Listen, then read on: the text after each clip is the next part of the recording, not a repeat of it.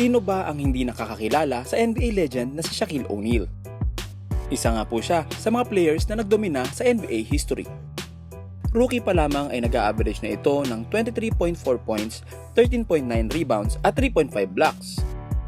Meron nga po itong 56.2 shooting percentage. Recently nga po sa isang interview ay sinabi nito na gusto niyang bumalik from retirement para subukan ang modern NBA. Ito nga ang kanyang statement. Sa tingin niya ay kung babalik siya sa NBA ngayon ay kaya niyang mag-average ng 50 points per game. Puro reklamo at tiyak nga lang daw ang modern NBA players ngayon at kulang sa physicality.